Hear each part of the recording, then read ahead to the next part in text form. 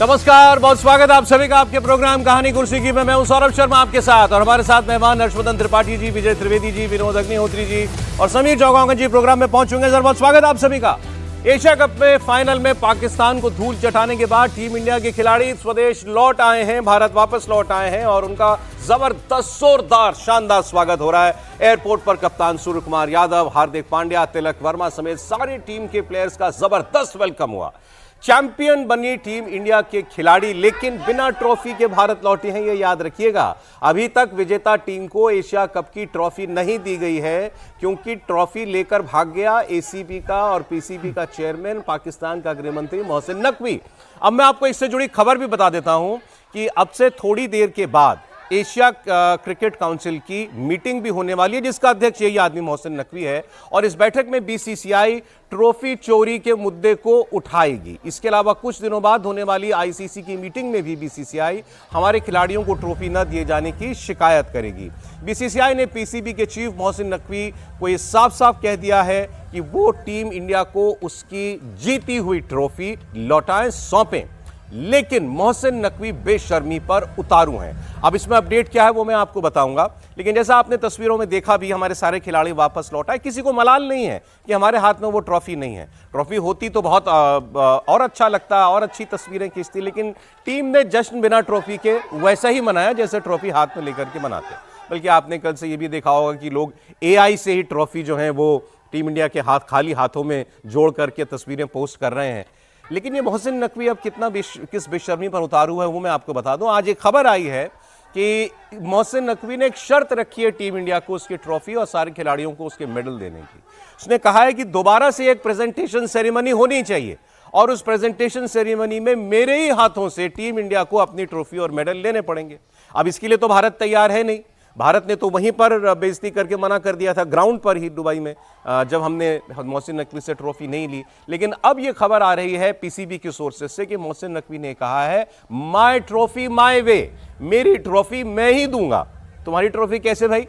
तुम्हें कौन, मतलब दुनिया के तुम क्रिकेट के बादशाह हो? कौन हो तुम? होस्ट थे।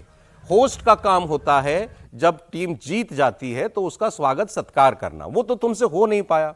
तुमने भारतीय टीम को चढ़ाने के लिए, भारतीय टीम को नीचा दिखाने के लिए सोशल मीडिया पोस्ट किए, अपने खिलाड़ियों को उकसाया कि बोलते सीधे इशारे करें मैच के दौरान, और इस सब के बाद फिर हेकड़ी ये कि ट्रॉफी भी मैं ही दूंगा। ठीक किया भारत ने, ट्रॉफी उसके हाथ से नहीं ली है। दोपहर में दुबई में 2 बजे एशियन क्रिकेट काउंसिल की बैठक होगी और वहां बीसीसीआई ये मुद्दा उठाएगी। एसीसी के अध्यक्ष मोहसिन नकवी को घेरेगी बीसीसीआई और नकवी पर एशिया कप की ट्रॉफी चोरी करने का सीधा आरोप बीसीसीआई ने लगाया है और वहां मांग की जाएगी कि बिना किसी शर्त के ये ट्रॉफी भारत को लौटा दी जाए। अब मोहसिन नकवी जो शर्त रख रहा है कि एक दोबारा प्रेजेंटेशन सेरेमनी करी जाए, प्रेजेंटेशन सेरेमनी कहां होगी? पाकिस्तान में जाएगी क्या भारत प्रेजेंटेशन सेरेमनी में अपनी ट्रॉफी लेने के लिए, या दुबई दोबारा जाएगी क्या? टीम तो भारत वापस लौट आई है, और क्यों जाए, कहीं भी क्यों जाए। और मैं आपको एक इंटरेस्टिंग बात और बताता हूं, क्योंकि हमारे यहां भी बहुत सारे लोगों को लग रहा है ले लेते यार, ट्रॉफी तो ले लेते, उससे कोई बात नहीं, क्या हो गया, इतना तो रहना चाहिए। 2022 का एशिया कप श्रीलंका जीती थी। उस वक्त एसीसी के चेयरमैन थे जय शाह, जो इस वक्त आईसीसी के चेयरमैन हैं। उस फाइनल प्रेजेंटेशन सेरेमनी में जय शाह ने ट्रॉफी नहीं सौंपी, ट्रॉफी किसी और ने दी थी। यह प्रेसिडेंट था। मतलब ये जो खबर आ रही है कि मोहसिन नकवी ने कहा कि मेरी ट्रॉफी थी तो मुझे ही देने का अधिकार है, यह पहले भी हो चुका है कि जो एसीसी प्रेसिडेंट था उसने नहीं दी, किसी और ने ट्रॉफी दी।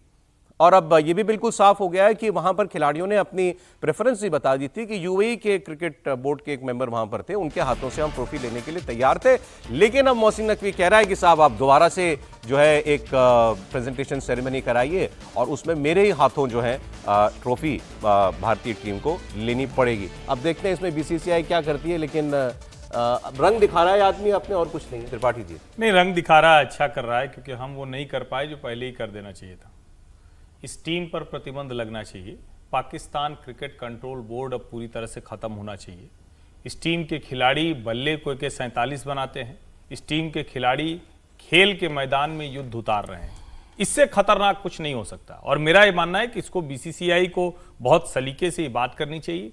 जो एशियन क्रिकेट काउंसिल के मेंबर हैं उनके साथ भी बैठना चाहिए। आज मीटिंग होगी तो अविश्वास प्रस्ताव लाना चाहिए मोहसिन नकवी को निकाल के बाहर करना चाहिए और नया अध्यक्ष चुनना चाहिए। और नए अध्यक्ष को ये बात भी कहनी चाहिए कि जो परंपरा रही है क्रिकेट की, जो क्रिकेट के जिसको हम बार बार कहते हैं ना कि स्पोर्ट्समैन स्पिरिट है, जेंटलमैन गेम तो खैर रहा नहीं, पता नहीं कब रहा होगा, मुझे तो ध्यान में नहीं आता है, लेकिन अब तो बिल्कुल ही दूसरी तरफ चला गया है। मुझे लगता है कि आज इसको तय कराना ही चाहिए और आईसीसी को मोहसिन नकवी के ऊपर और पीसीबी के ऊपर पेनल्टी लगानी चाहिए। आगे के लिए भी उनको चेतावनी देनी चाहिए कि अगर इस तरह का कुछ काम वो करेंगे तो उनको हमेशा के लिए प्रतिबंधित किया जा सकता है। और मैं फिर कह रहा हूं, भारत को अब वो रास्ता निकालना ही पड़ेगा, इसके अलावा कुछ है नहीं। क्योंकि आप बार बार कहां ये डिबेट करेंगे, कितनी बार यही लड़ाई लड़ेंगे कि अच्छा खेलें कि ना खेलें, अच्छा चलो यहां न्यूट्रल कोई वेन्यू ले लें। क्योंकि अब आपको और देखिए, आईपीएल हमने कर दिया ना। आईपीएल किसके भरोसे चल रहा है? आईपीएल दुनिया के भरोसे नहीं चल रहा है, आईपीएल चल रहा है भारत के भरोसे। हम पैसा, हम बाजार, हम खिलाड़ी, हम दर्शक, सब कुछ जब हम हैं तो ये कौन है खामखा? इनको हटाइए, किनारे कीजिए। अच्छा, कुछ और अपडेट भी है। दरअसल ये आदमी ज्यादा चिढ़ा है इसलिए भी क्योंकि जब वो फाइनल मैच हो रहा था तो उसके लिए खास तौर पर ये अमेरिका से लौटा था, या अमेरिका गया हुआ था किसी काम से, मोहसिन नकवी की मैं बात कर रहा हूं, तो वहां से ये खास तौर पर आया। फिर वहां जब ये सारा ड्रामा शुरू होगा कि टीम ने मना कर दिया कि हम इसके हाथों नहीं लेंगे, तो उसके बाद पाकिस्तान क्रिकेट बोर्ड के भी और एशियन क्रिकेट काउंसिल के लोगों ने भी समझाया इसको कि बात को बढ़ाने से कोई फायदा नहीं है और इसमें बदनामी हमारी ही होगी। आप नहीं देना चाहते, आप बाद में आप कोई स्टेटमेंट दे दीजिएगा, लेकिन फिलहाल किसी और के हाथों इनको ट्रॉफी लेने दीजिए। लेकिन वो आदमी अड़ गया। एक खबर और पाकिस्तान से आ रही है, वो मैं आपको बता दूं। पाकिस्तान के क्वेटा शहर में एक धमाका हुआ है, इसमें 2 लोगों की मौत हुई और 15 लोग घायल हुए। एक बॉम्ब ब्लास्ट हुआ है क्वेटा में, बलूचिस्तान जो प्रांत है उसकी राजधानी है क्वेटा। तो पाकिस्तान में लगातार हमले जो हैं वो हो रहे हैं विद्रोहियों के द्वारा। आपने पीओके में भी देखा, कल बड़ी जबरदस्त वहां पर प्रदर्शन किए गए, उसमें 2-4 लोगों की मृत्यु भी हुई है। पाकिस्तान की फौज ने गोली चलाई और ये तस्वीर आई है, ये देखिए, ये बलूचिस्तान की क्वेटा की तस्वीर है। ये होता है धमाका, बहुत ही जोरदार धमाका, बीच रोड पर ये धमाका हुआ है। अब ये किसी रखी हुई जगह पर ब्लास्ट हुआ, कोई बॉम्ब प्लांटेड था या चलती गाड़ी में हुआ, ये तो अभी तस्वीर देखकर बता पाना मुश्किल है, लेकिन बड़ा धमाका क्वेटा में हुआ है। आप सब जानते हैं क्वेटा में बलूच लिबरेशन आर्मी जो है और उससे जुड़े और संगठन वो लगातार पाकिस्तान की सेना के खिलाफ लड़ रहे हैं। और तो बीएलए को आतंकवादी भी घोषित करवा दिया था इन्होंने अमेरिका से, लेकिन ये हमले रुक नहीं रहे बलूचिस्तान में। अच्छा सर, एक चीज और जोड़ दूं मैं इसमें, कल ही हमने खबर आपको दिखाई थी ना कि वो रेयर अर्थ एलिमेंट्स जो है मिनरल, वो आसिम मुनीर और शहबाज शरीफ उसके कुछ सैंपल लेकर के गए थे व्हाइट हाउस में अभी जब मिले, और वो ट्रंप को दिखा रहे थे। सब आ कहां से रहा है? इसी बलूचिस्तान से आ रहा है। और यही तो इनकी लड़ाई है, ये रिसोर्सेज हमारे, खनिज हमारे, और हमको उसके बदले में कुछ नहीं मिलता सर। पहले यदि बलूचिस्तान की बात करें तो बलूचिस्तान पाकिस्तान के साथ अलग नहीं हो, वो पहले से ही एक अलग हिस्से के तौर पर लगातार उनकी कोई ये नहीं है कि अलग से कोई लड़ाई पाकिस्तान में उनकी हुई हो और पाकिस्तान उस पर ज़बरदस्ती कब्जा करने की तब एक नाकाम कोशिशें लगातार करता रहा। रेयर अर्थ का भी आपने जिक्र किया, वो सारा का सारा माल यहीं पर है, मसला यहीं पर है रेयर उसको लेकर, और वो लड़ाई चल रही है। अब उनको आतंकवादी घोषित कर दिया, फिर बार बार वो ये भी कहते रहे कि भारत जो है उनको सपोर्ट करता है। ये लड़ाई भी उनकी लगातार चलती रही है। अपने आतंकवादियों के सपोर्ट की बात तो वो करते नहीं है ज़्यादा, क्योंकि वो तो उनको मानते ही नहीं अलग से आतंकवादी। जिसके जनाजे में आप शामिल हों उनको आतंकवादी क्या मानेंगे। दूसरा मैं ये कह रहा हूँ कि नकवी साहब को बहुत आसान तरीका मैं बता सकता था ट्रॉफी लेने का। मैच जीत जाते, तस्वीर लगा दीजिए। हाँ जी, मैच जीत जाते, हाँ मैच जीत जाते, ले लेते, इतना आसान घर पे रख लेते। हाँ, इतना आसान तरीका था कि मैच जीत जाते और ट्रॉफी ले जाते। इसमें न चुराने की बात होती, न कुछ करने की बात होती। और मैं समझता हूँ बीसीसीआई को, यदि एसीसी की बैठक आज हो रही है, उसमें ट्रॉफी की मांग नहीं करनी चाहिए। एक नो कॉन्फिडेंस मोशन ये जो नकवी साहब हैं उनके खिलाफ होना चाहिए, पीसीसी को लेकर भी होना चाहिए कि ये जो बिहेवियर है। और ओवरऑल देखिए पूरी सीरीज में जो पाकिस्तान की टीम का बिहेवियर रहा फील्ड में और क्या कहते हैं इसको सोशल मीडिया पर, उस सबको लेकर करना चाहिए। केवल मसला ट्रॉफी तो मिल ही जाएगी और नहीं भी मिलेगी ट्रॉफी, जीत आपने लिया है तो ट्रॉफी आपकी है। कपिल देव ने भी कहा ना, रखो घर में ट्रॉफी, उसमें कोई बड़ा फर्क पड़ नहीं रहा। और वैसे नकवी साहब को ये करना चाहिए था कि टीम, वो पीसीबी के चेयरमैन हैं तो उनको ऐसी टीम तैयार करनी चाहिए थी कि ये नौबत ही नहीं आती कि चुरा के ले जानी पड़े या भागना पड़े लेकर ट्रॉफी को। तो वो करना चाहिए। लेकिन अब ये लड़ाई बड़े तौर पर लड़नी चाहिए और पीसीबी को लेकर भी भारत को थोड़ा कड़ा रुख अख्तियार करना चाहिए। आईसीसी के सामने भी ये मसला जाना चाहिए और कहा जाए ये वर्ल्ड क्रिकेट फोरम में आइसोलेट, वर्ल्ड अब क्रिकेट में भी आइसोलेट करना होगा, आइसोलेट करने की जरूरत है। ये ट्रॉफी की बात करना ही नहीं चाहिए, ट्रॉफी तो देखी जाएगी होगा। आज वैसे जीत के बाद हमारे जो कैप्टन थे सूर्य कुमार यादव, वो वापस लौटे तो उनका बहुत जोरदार स्वागत हुआ है। मुंबई के वो रहने वाले हैं, वहां पर वो पहुंचे और वहां पर उन्होंने इंडिया टीवी से बात करते हुए फाइनल की रात की सारी कहानी बताई और कहा कि उनके सामने ही मोहसिन नकवी के लोग ट्रॉफी लेकर के भाग गए, लेकिन वो पहले भी कह चुके हैं कि मेरी ट्रॉफी वो 14 टीम मेंबर्स थे जिन्होंने ये शानदार क्रिकेट खेला, अनबीटन टीम रही, सारे मुकाबले जीते, पाकिस्तान को 3 के 3 मुकाबलों में हराया। इससे बड़ी ट्रॉफी और कुछ नहीं हो सकती। कप आपने मोहसिन नकवी के हाथों से नहीं लिया, क्या कहेंगे उस पर? देखिए ये हम तो वहाँ खड़े थे 1-1.5 घंटे से, हम तो वेट ही कर रहे थे कि कब ट्रॉफी का फेलिसिटेशन होगा, क्योंकि कभी भी कोई टीम जीतती है तो आप वेट करते हो कि कब ट्रॉफी दी जाएगी। बट हम लोग वहाँ ही थे ग्राउंड पे 1 घंटा, अगर आपने देखा होगा अच्छे से, तो हम तो नहीं गए अंदर ड्रेसिंग रूम में और ट्रॉफी नहीं मिली कोई बात नहीं, लेकिन जो इतने सारे लोग थे वही हमारी असली ट्रॉफी है, जो प्लेयर्स और सपोर्ट स्टाफ है। तो हमने जीता वो टूर्नामेंट, इससे बड़ी खुशी की बात क्या हो सकती है। प्रधानमंत्री ने ट्विन एक्स पे जाकर आप लोगों को बधाई दी और अपने अंदाज में दी उन्होंने। नहीं, अच्छी बात है अगर देश का लीडर अपने ऑनरेबल प्राइम मिनिस्टर सर अगर इतनी अच्छी बातें कर रहे हैं तो फिर प्लेयर तो खुल के ग्राउंड पे खेलेंगे ही अच्छे से रिलैक्स होके, और जब वो आगे खड़े हैं हमारे, तो फिर इससे अच्छी बात और क्या हो सकती है। पाकिस्तान के प्लेयर्स ज्यादा छेड़ रहे हैं। नहीं, छेड़छाड़ की बात नहीं है, चलो थोड़ा एग्रेशन तो इधर उधर चलते रहता है, बट कुछ चीजें ऐसी होती है जो आगे निकल जाती है हद से। तो फिर हमने लेकिन एक चीज सोच के रखी थी कि हम जो भी जवाब देंगे क्रिकेट से ही देंगे, अच्छा क्रिकेट खेलेंगे, क्योंकि हम तो क्रिकेट खेलने आए थे और हम क्रिकेट खेल के वापस आ गए। लाइन क्रॉस कर रहे थे पाकिस्तानी खिलाड़ी, बाउंड्री वाली बाउंड्री वाली देखो, अगर आप देखो तो अभिषेक शर्मा ने क्रॉस की बहुत अच्छी, छक्के चौके लगा के। सूर्य कुमार यादव जवाब बहुत बढ़िया देते हैं, लेकिन जो बात हमारे सहयोगी राजेश पूछ रहे थे ना, क्या पाकिस्तान के खिलाड़ी लाइन क्रॉस कर रहे थे, क्या नहीं, मतलब क्या वो ग्राउंड पर आप लोगों के साथ मिसबिहेव कर रहे थे, गाली गलौज कर रहे थे? तो ये उन्होंने बड़ा खुल के कहा है सूर्य कुमार यादव ने कि मुझे टीम ने बताया कि मैचेस में हमारे ये फील्ड पर ये पाकिस्तान के प्लेयर्स क्या क्या कह रहे थे हमसे, लेकिन हमने किसी का जवाब नहीं दिया। उन्होंने कहा वो ऐसी बातें हैं जो मैं आपको बता भी नहीं सकता। उन्होंने ये भी कहा कि अग्रेसिव क्रिकेट हम भी खेलते हैं, क्रिकेट में स्लेजिंग कोई नई चीज़ नहीं है, लेकिन उन्होंने कहा एक उसकी भी एक सीमा होती है, एक रेड लाइन होती है। वो रेड लाइन पाकिस्तान के प्लेयर्स बार बार क्रॉस कर रहे थे, लेकिन मैंने अपने सारे प्लेयर्स से कहा था आप इस चक्कर में मत पड़िएगा, इनकी सारी बातों का जवाब आपके बैट और आपके बॉल से मिलना चाहिए। वो दिया भी, वो दिया भी लगातार 3 बार हराया उनको, तीनों मैचों में बुरी तरह से हराया, और आखिरी मैच तो बहुत ही रोमांचक था। और उसके बावजूद उसमें जिस तरह से तिलक ने जो है विजय तिलक लगाया भारतीय टीम के मुंह पर, विजय जी भी खड़े हुए हैं, भी प्रसन्न होंगे क्योंकि, लेकिन मुझे लगता है कि भारतीय टीम का जो व्यवहार था वो एक मर्यादित स्पोर्ट्समैन स्पिरिट के हिसाब से था। लेकिन जो नकवी साहब हैं उन्होंने तो ऐसा बचकाना व्यवहार किया, ऐसा ओछा व्यवहार किया है कि समझ नहीं आता कि ऐसा व्यक्ति जो है वो एसीबी का चीफ कैसे है। क्योंकि ट्रॉफी लेके ये मतलब बचपन हम लोग क्रिकेट खेलने जानते थे, जो गली मोहल्ले में जो टीम हारने लगती थी वो बैट उठा के और विकेट उठा के भाग जाती थी। ये मोहल्लों में ये होता था कि जो टीम हारने लगती थी वो विकेट स्टंप उखाड़ के भाग जाती थी, बल्ला छीन के भाग जाती थी। तो ये उस टाइप में इन्होंने हरकत की है। ये तो बिल्कुल मतलब किसी तरह से मतलब काबिले माफ़ी है ही नहीं।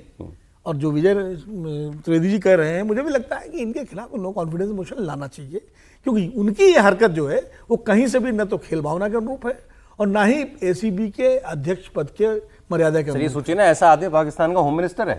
अब ये भी अपने आप बहुत बड़ी बात है। हाँ। कि पाकिस्तान का, आप सब समझ सकते हैं पाकिस्तान कैसा होगा, पाकिस्तान की सरकार कैसी होगी, पाकिस्तान का प्रशासन कैसा होगा जब ऐसे होम मिनिस्टर हैं कि वो ट्रॉफी लेके भाग गए, जिनका काम है इस तरह की हरकतें रोकना।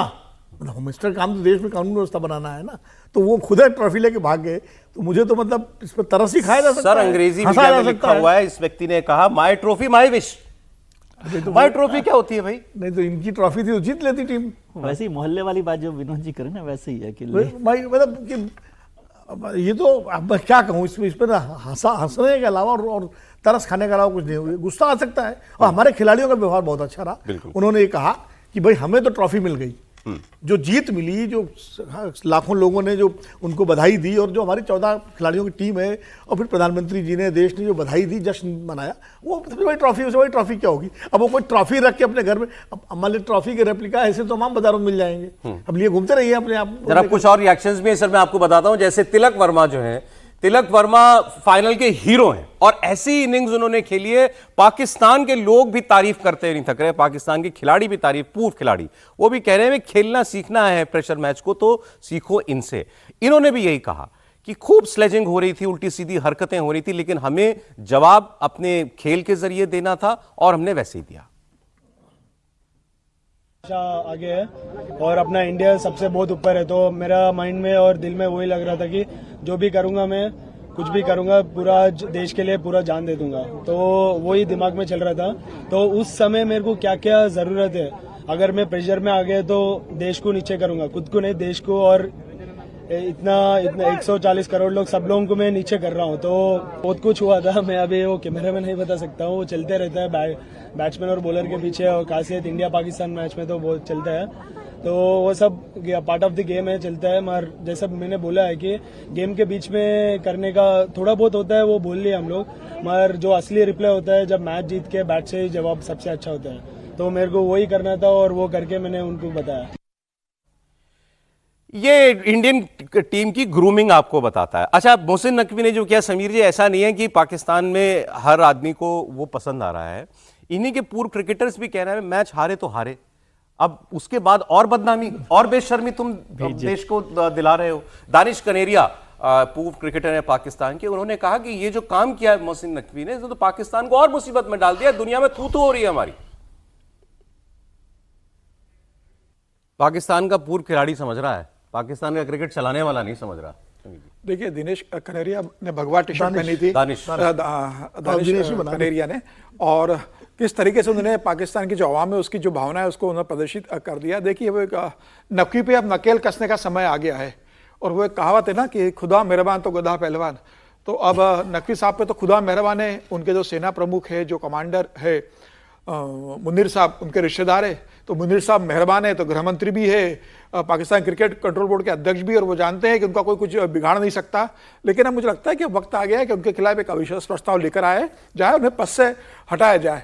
और अभी जब सूर्य कुमार का जब जो बातचीत चल रही थी इंडिया टीवी के साथ, उन्होंने बताया कि किस तरीके से शब्दों का इस्तेमाल खिलाड़ी के खिलाफ पाकिस्तानी खिलाड़ी कर रहे थे, किस तरीके से गाली गलौज कर रहे थे, लेकिन खिलाड़ियों ने प्रदर्शन पर ध्यान दिया। फिर उन्होंने प्रधानमंत्री का जिक्र किया, तो प्रधानमंत्री जी का भी तो ऐसा ही है, प्रधानमंत्री पे कितनी गाली गलौज होती है, प्रधानमंत्री अपने प्रदर्शन पे ध्यान रखते हैं, तो खिलाड़ियों ने भी वही किया कि कितना भी गाली गलौज हो, अपने प्रदर्शन पे ध्यान रखना है, और उन्होंने बहुत बेहतर प्रदर्शन किया। और मुझे लगता है कि अब जय शाह आईसीसी में है, तो मुझे लगता है कि अब वो इसे गंभीरता से लेंगे इस मामले को, और मुझे लगता है कि विशेष सत्र बुलाना चाहिए इनको भी आईसीसी का, और क्या करना है इनके साथ, इनको कितने जल्दी पद से हटा सकते हैं, क्या उसके रूल्स एंड रेगुलेशन है, कैसी बैठक हो सकती है, क्या अविश्वास प्रस्ताव आ सकता है, क्या कार्रवाई हो सकती है, क्या हमेशा के लिए उनको किसी पद पर आने के लिए बैन किया जा सकता है, अगर ऐसा हो सकता है तो लाइफ लॉन्ग उनको बैन किया जाए कि वो कभी इस तरह के बोर्ड के अध्यक्ष ना बन सके। तो मुझे लग रहा है कि अब समय आ गया है कि उनके ऊपर कठोर कार्रवाई जाए। उन्होंने जिस तरीके से पूरे पाकिस्तान को हंसी का पात्र बनाया, एक विजेता टीम को कब लेने से उन्होंने वंचित किया, मुझे लग रहा है उनके खिलाफ तमाम तरह के प्रतिबंध लगना चाहिए। लेकिन आप देखिए कि हार के बाद शर्मिंदगी छुपाने की कोशिश हर कोई करता है, अब पाकिस्तान हार कैसे पचाए, अब इस जिल्लत को छुपाने का एक नया तरीका कुछ लोगों ने खोजा वहां पर। इनके एक एक्स क्रिकेटर हैं तनवीर अहमद, इन्होंने कहा मैच में बेईमानी हुई है, ये टॉस ही गलत हुआ है, ये चोरी हुई है मैच की। सूर्य कुमार यादव ने अपनी जेब से सिक्का निकाला था, सुनिए जरा। भाई भी कभी इंटरनेशनल क्रिकेटर था, जो कह रहा है कि शोले पिक्चर की तरह दोनों तरफ एक ही चीज, शोले का सिक्का इतनी दूर गिरा सिक्का जाकर के कौन देख सकता है भाई, वहां और लोग भी होते हैं जो टॉस के वक्त मौजूद होते हैं। त्रिपाठी जी, ये अंगूर खट्टे ही नहीं है, मुझे तो पता नहीं, मतलब ये क्रिकेट की कमेंट्री कर रहे हैं, उस पर टीवी डिबेट वहां कर रहे हैं, इन्होंने लगता है मैच ही नहीं देखा।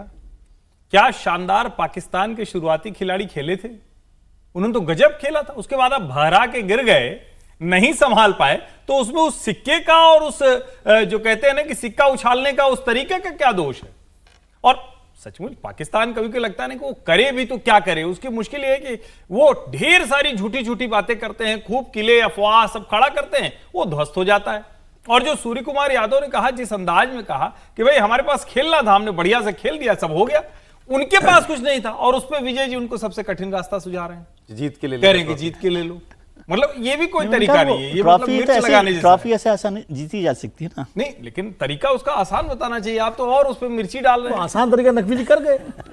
सबसे आसान तो होटल ले गए अपने ट्रॉफी। वो नकवी साहब जो है वो आप एक रिएक्शन आपको मैं और दिखाता हूं, क्योंकि वाकई में मैच के बाद मातम है पाकिस्तान के अंदर। पाकिस्तान के बड़े बड़े खिलाड़ी जो हैं वो भी सदमे में, समझ में नहीं आ रहा कि टीम ने जो जिल्लत दिलाई है इसे देश बर्दाश्त कैसे करेगा।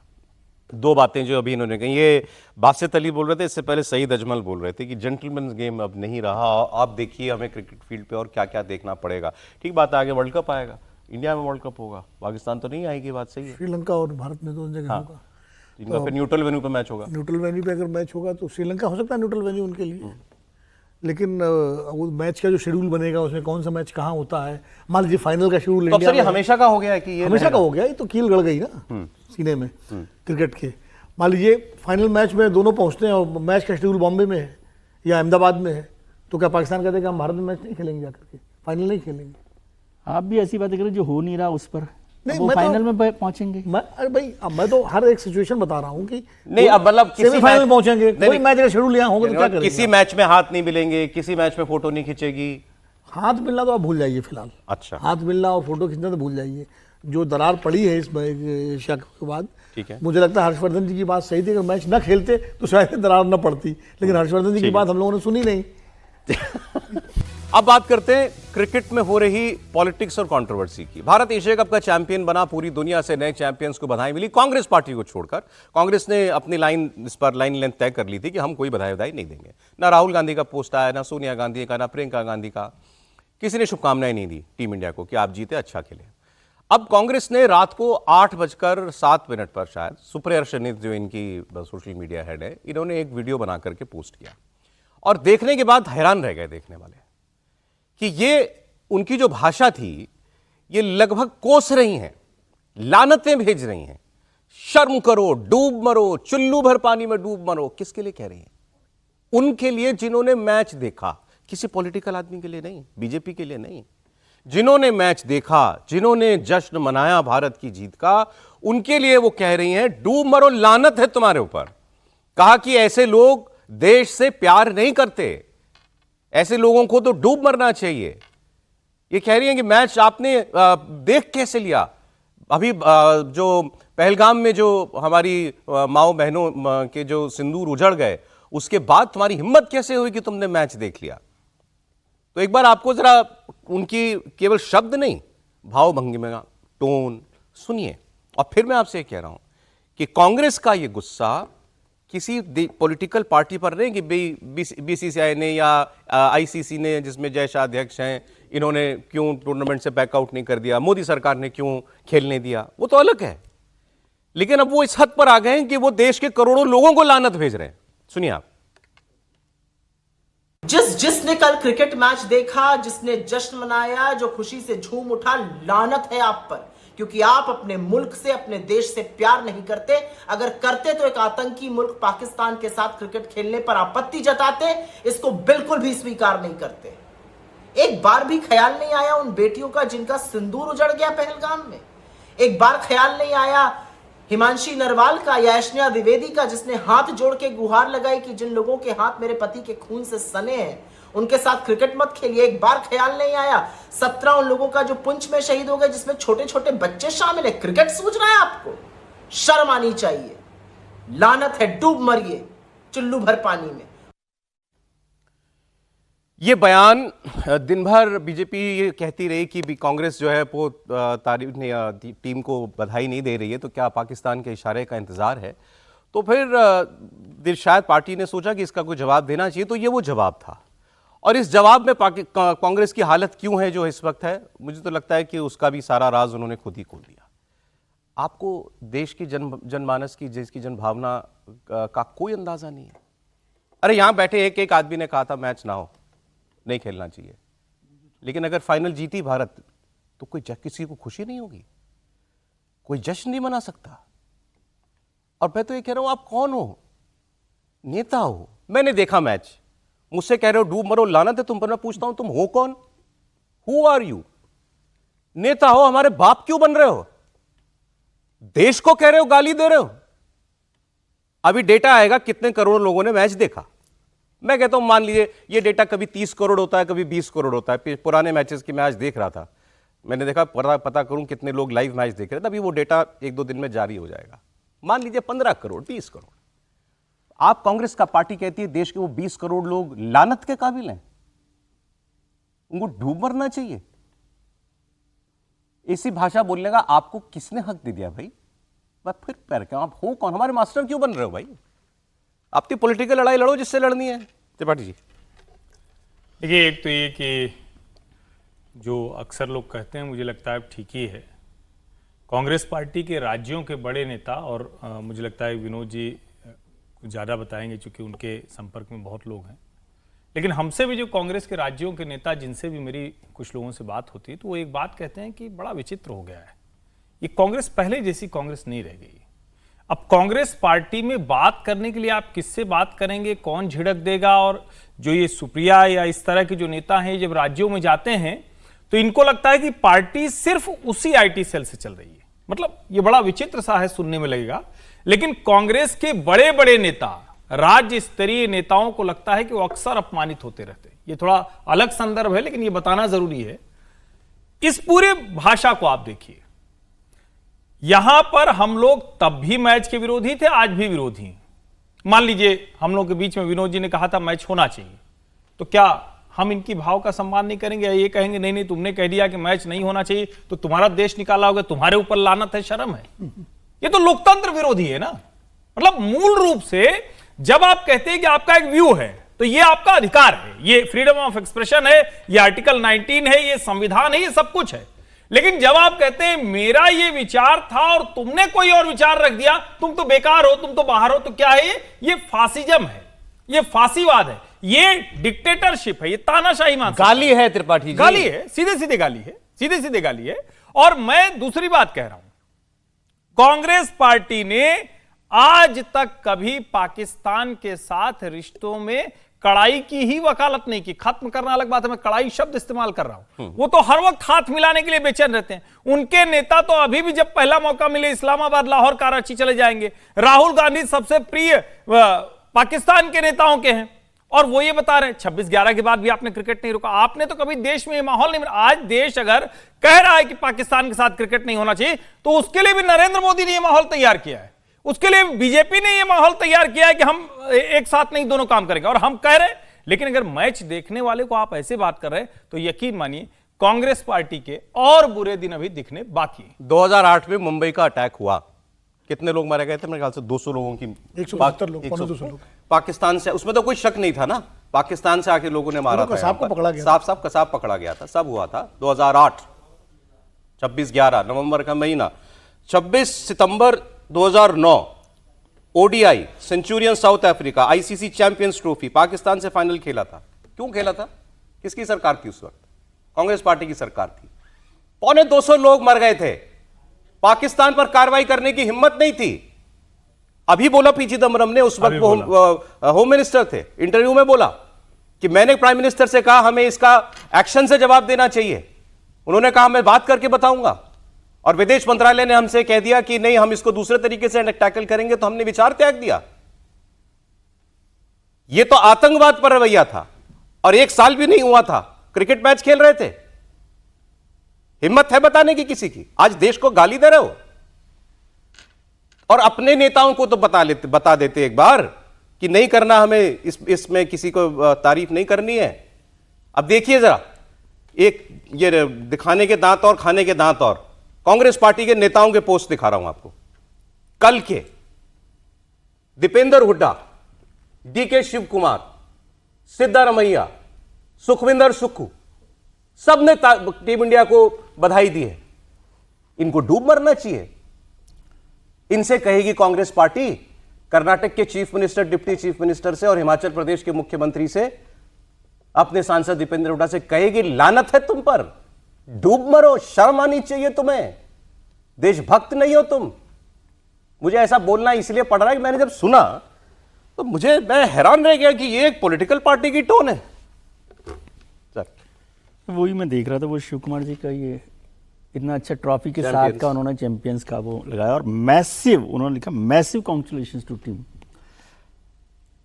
नहीं देखिए, यहाँ पर जितने लोग बैठे ना उनमें से ज़्यादातर खड़े हैं, उनमें से ज़्यादातर लोग इस मैच के समर्थन में नहीं थे शुरुआत में, कर रहे थे कि बात विनोद जी के अलावा। लेकिन विनोद जी भी कोई नाराज़ नहीं होते कि आप क्यों विरोध कर रहे हैं कि नहीं कर रहे हैं, अलग अलग मुद्दा है। मैं कह रहा हूँ कांग्रेस को ये जो आज उन्होंने कहा था खुल के मैं देखूंगा मैच। हाँ हाँ, नहीं तो वो उसमें कोई मैं नाराज हुआ ना, आप लोगों को पता हाँ, टीवी धोखा देगी। मैं ये कह रहा हूँ कि सुप्रिया जी को और कांग्रेस को ये सारी लानत तो सरकार को भेजनी चाहिए थी जब चुनाव ये फैसला किया गया था। यदि इतनी हिम्मत थी तो कहते कि भाई सरकार जो है या बीसीसीआई जो है ये नहीं करना चाहिए, पॉलिटिकल पार्टी को वहां लड़ाई करते, प्रदर्शन करते जाकर बीसीसीआई के ऑफिस पर करते, जो हमारे खेल मंत्रालय है उससे करते। नहीं, मैं सीरियस नोट पर बात कर रहा हूँ कि तो राज्यसभा सदस्य वही हैं, राजीव शुक्ला भी तो वही हैं। देश के जो लोग हैं वो तो वहाँ थे। राजीव शुक्ला अभी कुछ चुने गए हैं, उपाध्यक्ष हुए हैं, अब वाइस प्रेसिडेंट वहाँ पर हुए बीसीसीआई में। कर ये व्यक्तिगत मुद्दा, लेकिन ये तो जिस तरह से बोल रहे हैं, और अभी मैं सारे उनके कांग्रेस के कल ही देख रहा था, ये सारे जो कॉन्ग्रेचुलेशन मैसेज जो आए हैं, कॉन्ग्रेचुलेटरी मैसेजेस जी, शिव कुमार जी का, सुक्खू साहब का, सिद्धारमैया का, मसला वो नहीं है ना। मसला यही है कि किसको लानत आप भेज रहे हो और देश के लोगों को किस बात की लानत भेज रहे हो। कल जैसे हर्ष जी ने एक छोटी सी बात कही थी कि हमारे घरों में फिर जब वो लानत भेजते हैं तो फिर कहते हैं वोट चोरी हो गया। वोट जब देश की जनता लानत भेजती है तो कहते हैं वोट चोरी हो गया। अभी ये बात कर रहे थे कि कांग्रेस देश को क्यों नहीं समझ पा रही है, मुश्किल ये है बात, मुझे ये लग रहा है। और अभी लेकिन जो देश को समझ पा रहे हैं उन्होंने बधाई दे दी है। कांग्रेस में ही जो लोग जो जीत पा रहे हैं, जो देश को समझ पा रहे हैं वो जीत पा रहे हैं, इसीलिए वो तो सही बात है ये ना, उन्होंने बधाई दे दी ना। ये सुप्रिया जी को मैसेज सीधा दे रहे हैं, आप उधर देख कर दीजिए। मैं आपके जरिए मैसेज भेज रहा हूं। ये ठीक रहा, नहीं ये ठीक रहा कि जो देश को समझ पा रहे हैं उन्होंने कह दिया। तो विजय जी कह रहे हैं उधर देख के बोली। हाँ, तो मैं विजय जी के थ्रू भेज रहा हूँ। लेकिन गंभीर बात है कि मतलब कांग्रेस शायद समझ ही नहीं पा रही है क्या हो क्या। समीर जी देखिए, रागिनी नायक, सुप्रिया श्रीनेत, इनके आप सोशल अकाउंट देखिए किस तरीके से ट्वीट कर रहे हैं, किस तरीके से ये बयान दे रहे हैं। ये बता रहा है कि ये कांग्रेस को कहाँ लेकर जा रहे हैं और कांग्रेस को ये किसके कहने पर लेकर जा रहे हैं। ये सब तो राहुल गांधी की कोर टीम के लोग हैं ना। राहुल गांधी का पूरा हाथ रखा हुआ है सुप्रिया श्रीनेत और रागिनी नायक के ऊपर। किस तरीके से वो ट्वीट करते हैं, किस तरीके से भाषा का वो इस्तेमाल ट्वीट पे करते हैं, किस तरह से प्रधानमंत्री मोदी के खिलाफ वो अपशब्दों का इस्तेमाल करते हैं और कितने घटिया ट्वीट रागिनी नायक और सुप्रिया श्रीनेत प्रधानमंत्री मोदी को लेकर करते हैं। ये बिना राहुल गांधी की कांग्रेस के सहयोग से नहीं हो सकता। जो सिद्धारमैया ने भारतीय क्रिकेट टीम को जीतने पर बधाई दी, अशोक गहलोत ने बधाई दी, उनके बेटे वैभव गहलोत ने बधाई दी। ये कौन लोग हैं? ये वही लोग हैं जिन्होंने भी सोनिया गांधी से कहा था कि राहुल गांधी जिस तरीके से वोट अधिकार यात्रा निकाल रहे हैं और एक ही मुद्दे को लेकर चल रहे हैं कि वोट चोरी का मुद्दा, इससे हम सहमत नहीं है, राहुल गांधी को इससे बाहर आना चाहिए। दूसरी बार उन्होंने बताया है कि राहुल गांधी जिस तरीके से कांग्रेस को लेकर जा रहे हैं उसके साथ हम नहीं खड़े हैं। मुझे क्लियर बता रहा है कि कांग्रेस के अंदर अब ये विद्रोह की शुरुआत है।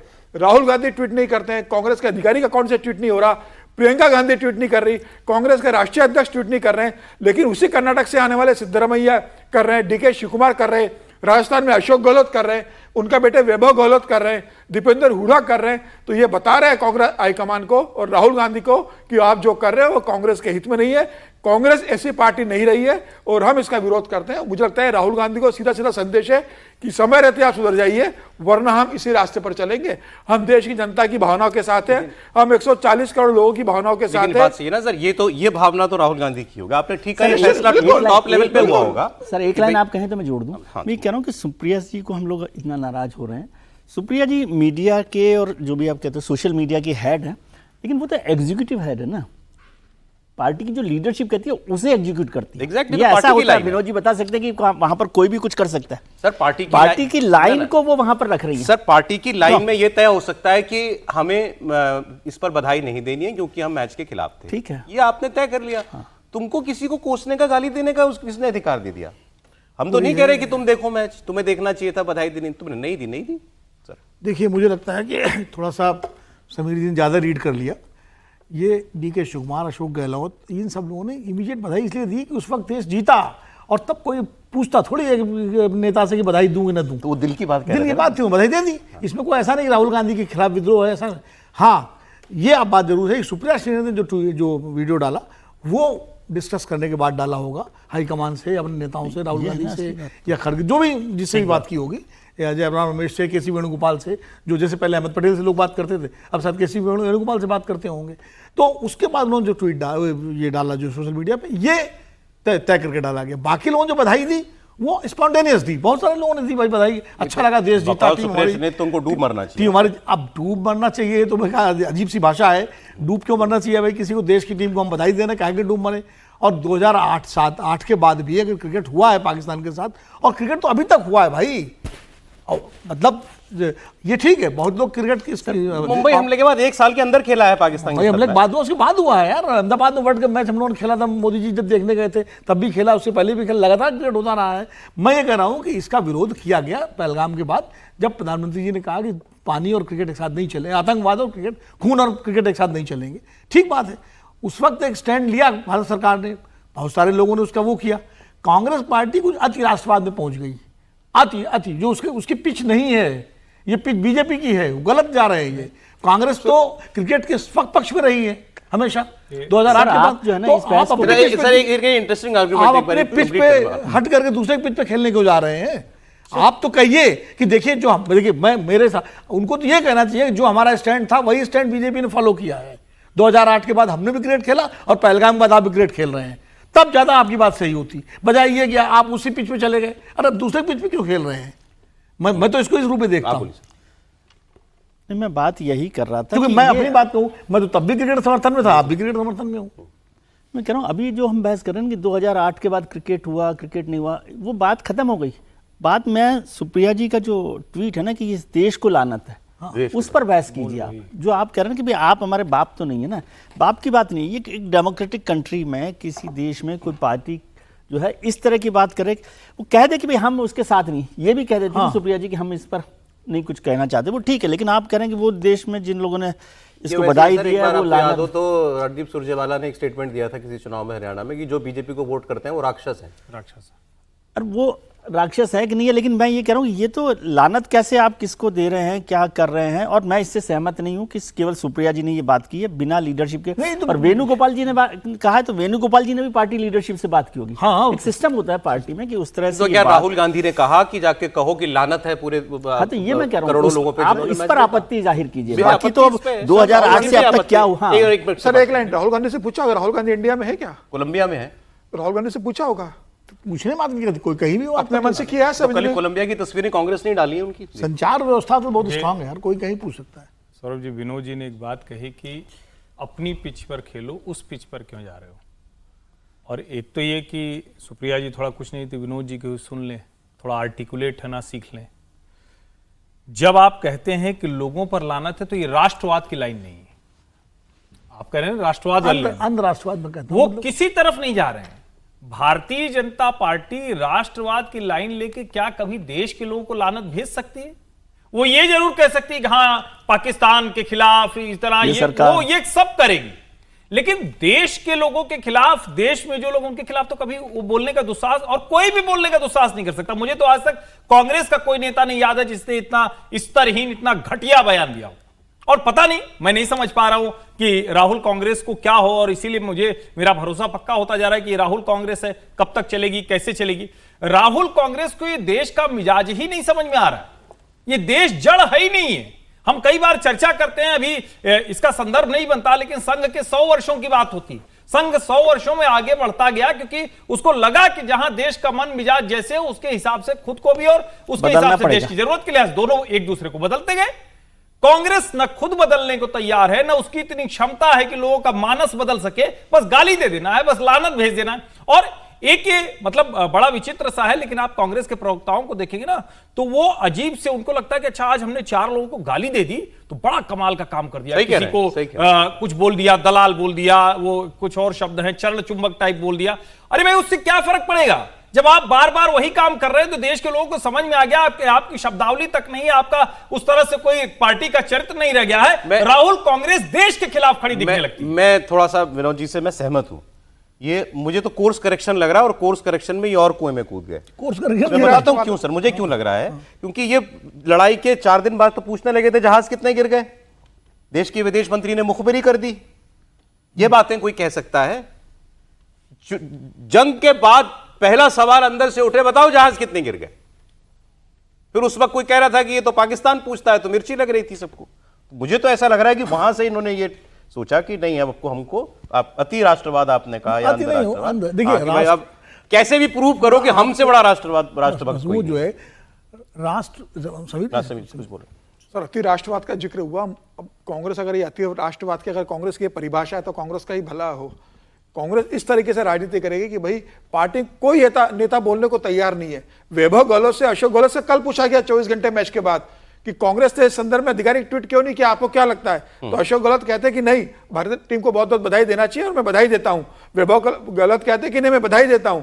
कांग्रेस से कर्नाटक के नेता बधाई दे रहे हैं, मध्य प्रदेश के नेता बधाई दे रहे हैं। तो कांग्रेस अब जो राहुल गांधी जिस दिशा में लेकर जा रहे हैं, मुझे लग रहा है एक बड़ा वर्ग है जो कांग्रेस के अंदर अब घुटन महसूस कर रहा है और उन्हें लग रहा है कि कांग्रेस इस दिशा में बढ़ेगी तो कांग्रेस में हमारा रहना संभव नहीं है। अब आपकी और हर्षवर्धन जी की बात तो कांग्रेस सुनने वाली नहीं, मेरी भी नहीं सुनेंगे। विनोद जी और विजय जी की शायद सुन ले, दोनों ने आज काफी कुछ कह दिया इसमें बात को। मेरा खाली इतना जो आपको ब्रेक होने वाला है कि ये जो है, ये जो सुप्रिया जी का जो है, एक तो पहली बात इससे कोई सहमत नहीं होगा। आप लानत मलामत किसी को नहीं कर सकते।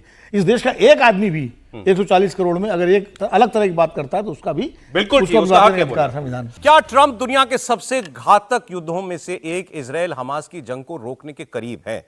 क्या हमास सरेंडर कर देगा, गाजा को खाली कर देगा? क्या गाजा के लिए ट्रंप का कोई नया प्लान है, वो कामयाब हो जाएगा? इन सारे सवालों के बीच ट्रंप ने एक पीस प्लान दुनिया के सामने रखा। इसकी खूब चर्चा हो रही है दुनिया भर में और इस वक्त ये दुनिया की सबसे बड़ी खबर बनी हुई है।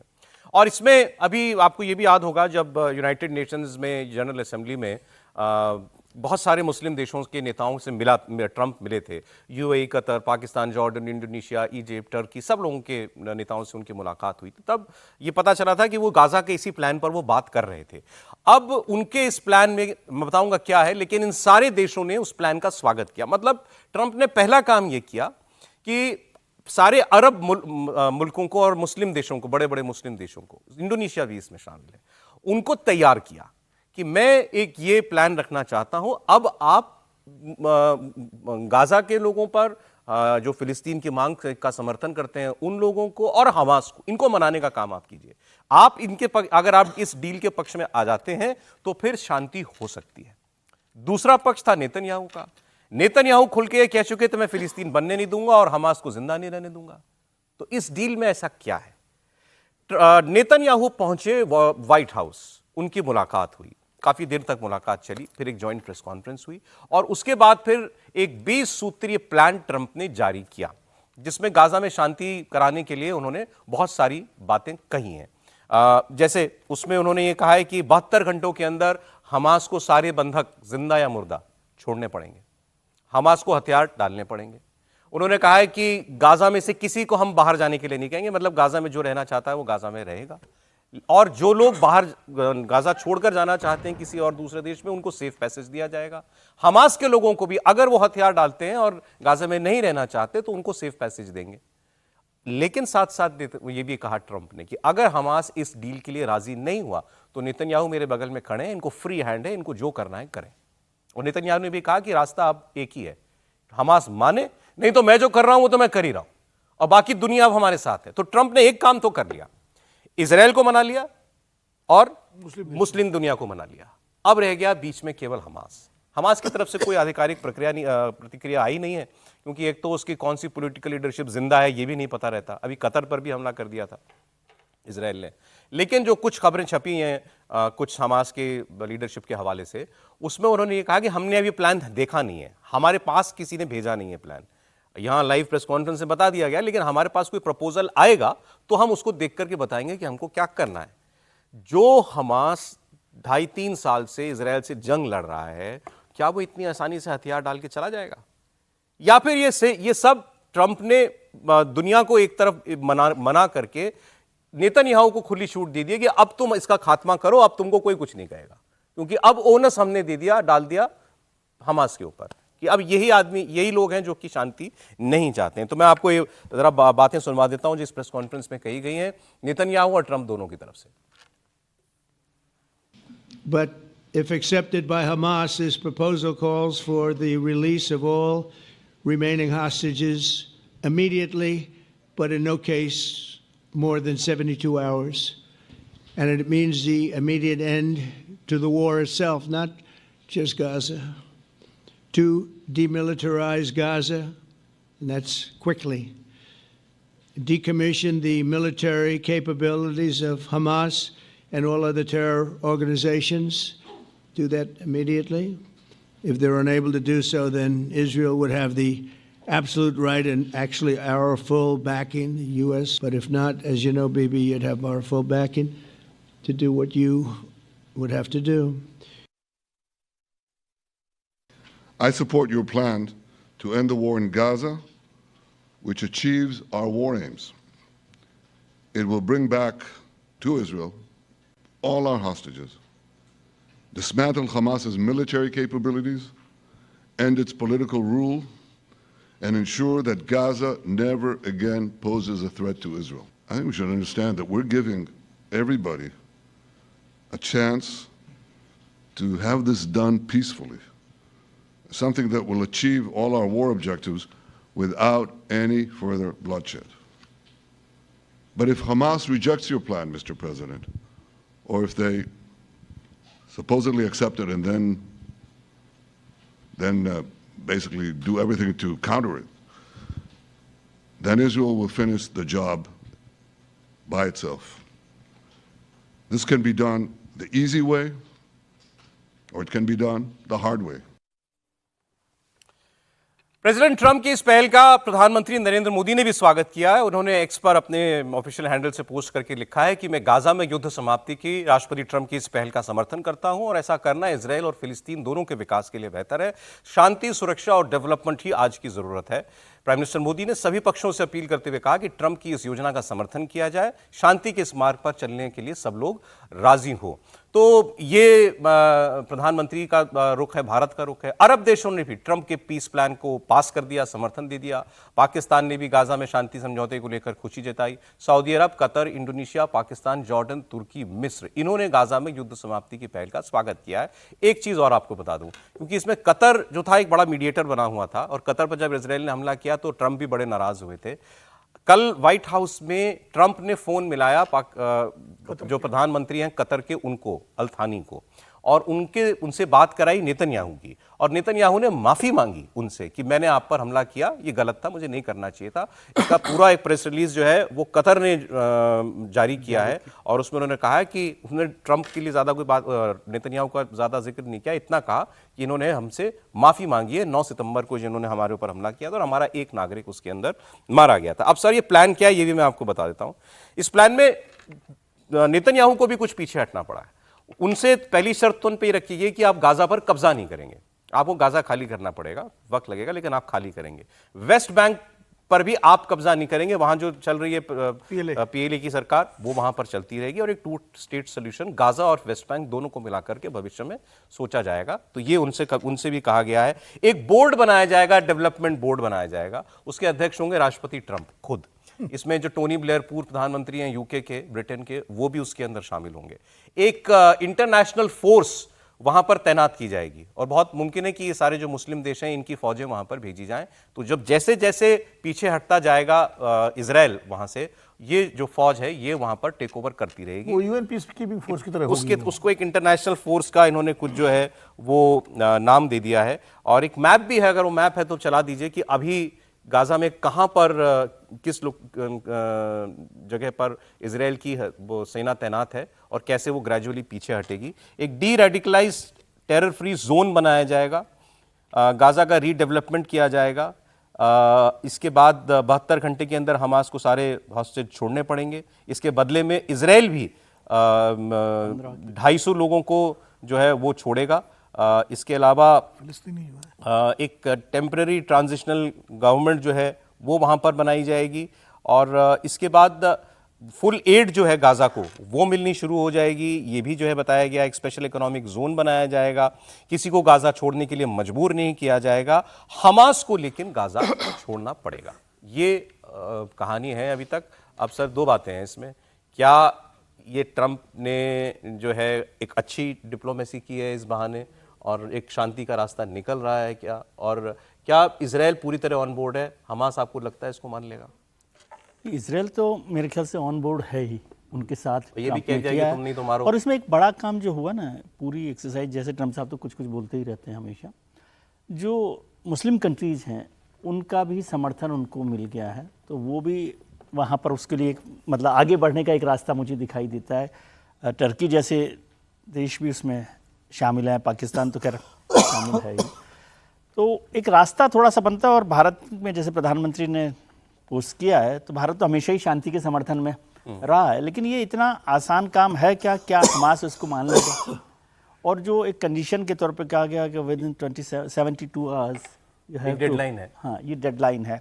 हालांकि किसी न किसी काम की कोई डेडलाइन देनी होती है, लेकिन वो डेडलाइन पर कितना हमास काम करता है। लेकिन हमास के लिए एक प्रेशर हो गया कि जो और दूसरे देशों का भी, केवल इजराइल और ट्रम्प साहब बैठ के ये फैसला करते हुए ऐसा कर रहे हैं, तो शायद मुश्किल होता जाता है। मेरा सवाल ये, मान लीजिए हमास मना कर देता है, हम नहीं मानते, हम तो लड़ेंगे, तो फिर उसके बाद क्या होगा? फिर तो स्थिति भाई कैसे आएगी इंटरनेशनल फोर्स जब तक हमास वहां, इजराइल तो पीछे हटेगा नहीं, तो फिर तो स्थिति ऐसी कैसी रहेगी? यही मैं कह रहा हूँ कि एक तो इजराइल इसमें वैसे भी फ्रंट फुट पर ही है, इजराइल के पक्ष का ये है पूरा का पूरा फैसला वैसे देखा जाए तो, क्योंकि आप यदि शांति की बात करो, फिर आप कह रहे हो कि नहीं हार्ड और easy whatever the way I will go there, तो ये इजराइल की जो जुबान है ये तो एक तरफा जैसी लगती है कि आप यदि ये कह रहे हो शांति समर्थन की बात करें, तो कहे कि भाई हम यहाँ पर पीछे हटना चाहते हैं, हम पीछे हटने को तैयार हैं। तो ये कहा तो उन्होंने, वो ये जो इजराइल ने कहा है कि हमास छोड़ दे, चला जाए यहाँ से हमास, हाँ, तो मतलब वो तो एक तो तरफा इजराइल है भी ना। पीछे आ जाएगा। हाँ, हाँ, है तो एक तरफा। तो वो इतना आसान काम नहीं है। देखिए, हमेशा जो जीतता है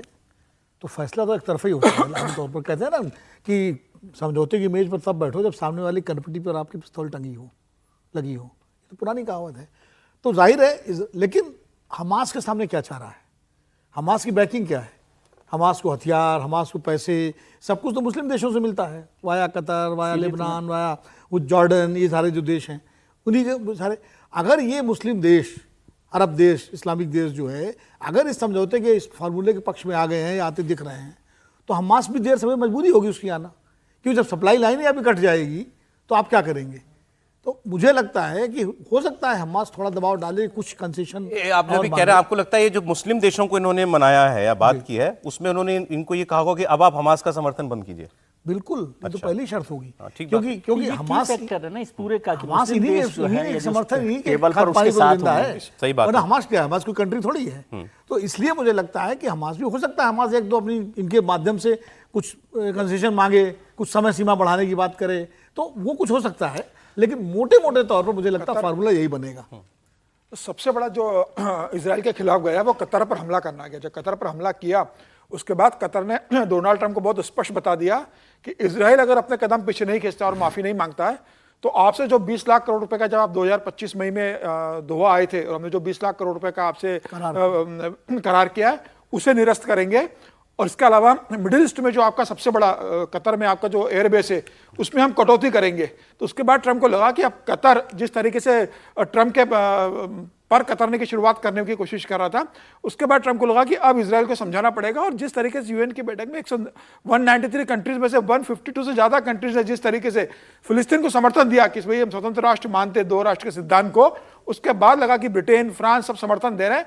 उसके बाद इजराइल को लगा कि अब वो दुनिया में अकेला पड़ रहा है। और ट्रंप को भी लगा कि अब वक्त आ गया है कि जो बेंजामिन नेतन्याहू की जो जिद है कि मैं फिलिस्तीन नहीं बनने दूंगा, वह अब उनको रोकना पड़ेगा। और अमेरिका को लगा कि अब समय है कि इजराइल को रोका जाए। और इजराइल को भी लगा कि अगर वो इस जिद पर अड़ा रहेगा कि वो फिलिस्तीन को नहीं बनने देगा, तो दुनिया में वो अलग थलग पड़ जाएगा और अमेरिका भी उसका बहुत लंबे समय तक समर्थन नहीं कर पाएगा। तो मुझे लग रहा है उसके बाद अब लगा है कि अब कदम वापस खींचने पड़ेंगे।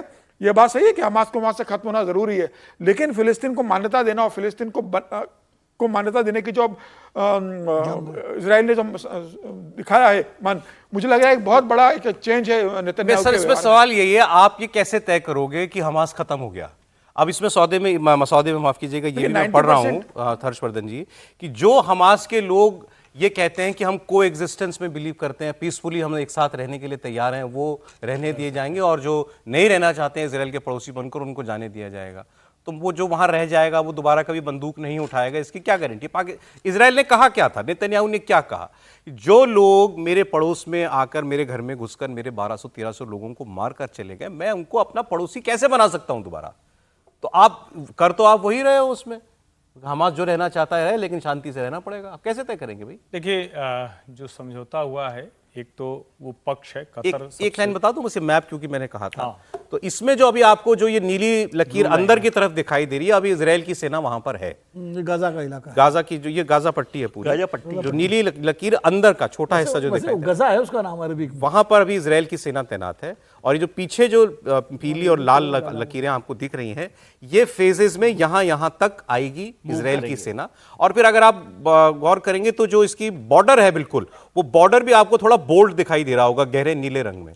वो एक बफर जोन क्रिएट किया जाएगा हमेशा के लिए कि ये गाजा का सीधा बॉर्डर जो है वो इजराइल के साथ नहीं लगेगा, ये बफर जोन बनेगा और ये इजराइल के कब्जे में होगा।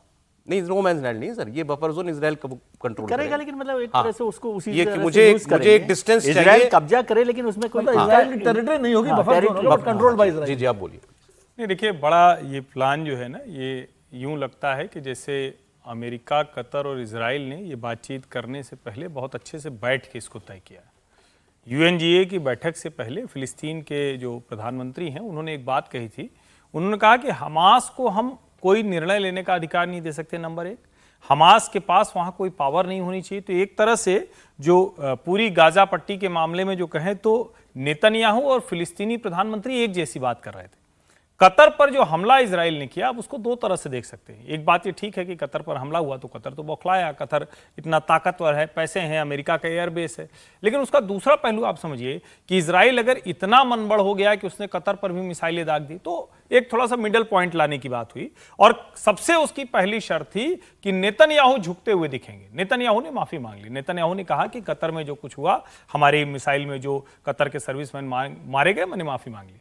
तो एक तरह से दो की ईगो मसाजिंग हो गई, अमेरिका और कतर की। इजराइल को यह दिख रहा था कि हम जो चाह रहे हैं लगभग अब वही बात करें। आप जरा सोचिए, ये हमास कैसे मानेगा या हमास की लीडरशिप कैसे मानेगी, इसको एक तरह से देखें तो उनकी पूरी पॉलिटिकल लीडरशिप रहती है दोहा में, तो उनकी हैसियत नहीं क्यों ना माने, नंबर एक। दूसरा, उनके जो मिलिटेंट हैं वो लड़ रहे हैं गाजा पट्टी में, वो मान जाएं ये बड़ा असंभव है, क्योंकि उनके पास जितना कुछ है वो लड़ेंगे, मरेंगे, नीचे टनल बना रखा है। अब उसमें जो आईडीएफ को आईएसएफ रिप्लेस करेगा, यानी जिस दिन ये प्लान आ जाएगा, उसका फर्स्ट, सेकंड, थर्ड, 3 और 4 स्टेजेज हैं, उन स्टेजेज में जब वो पहुंच जाएगा तो ट्रंप तुरंत कह रहे हैं कि पूरे इलाके के टेक ओवर करेगा इंटरनेशनल सिक्योरिटी फोर्स जी। और इंटरनेशनल सिक्योरिटी फोर्स के टेक ओवर करने का मतलब हुआ कि डिक्टेट करेंगे ट्रंप और नेतन्याहू। बिल्कुल ठीक। तो बड़ा क्लियर कट है। और जब उसको कह रहे हैं कि हम रीडेवलपमेंट करेंगे, तो फिर गाजा पट्टी पे आप खूबसूरत इमारतें और हम लोग भी घूमने चलेंगे 20वीं मंजिल पर आ जाए। अच्छी बात है।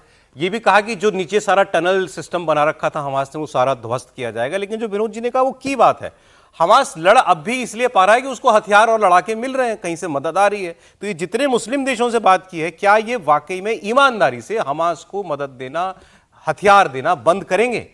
जब अगर वो ऐसा नहीं करते तो ये लड़ाई कभी खत्म नहीं हो सकती। हाँ, ये तो चल भाई, वो तो मरने के लिए लड़ रहा है, हमास मरने के लिए लड़ रहा है। उसको तो एक बंदूक, एक गोली चाहिए, बस उसका वो एक गोली मिले, वो एक इजरायली को मारेगा, वो संतुष्ट है उसमें, और फिर वो खुद मर जाएगा। उसमें दो चीजें हैं सौरभ, एक तो वो मरने के लड़ रहे हैं, फिदायीन हैं, वो तो मतलब मान के चल रहे हैं कि उनको या तो जीतना है या मरना है, बीच में कोई रास्ते नहीं है।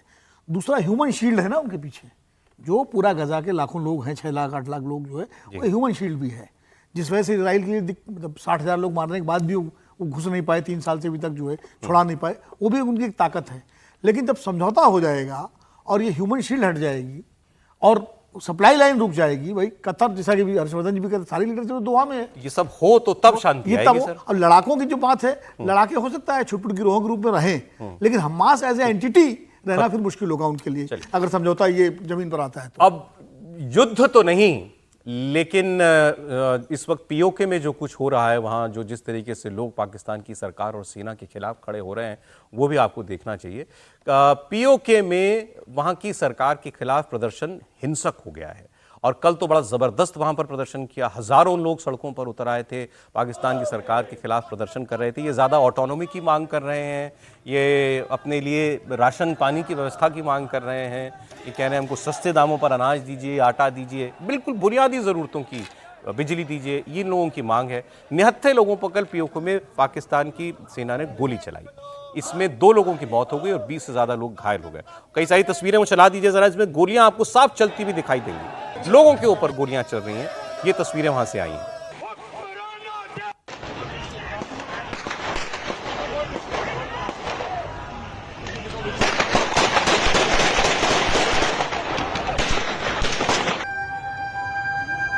खदशा पैदा और पथराव शुरू हो चुका है। ये यहाँ पे जो ही ये लोग गए हैं पुल से पार, इन्होंने पथराव किया, दूसरी जानब से पथराव हो रहा है, यहाँ पे सेक्शन भी फायरिंग हो चुकी है।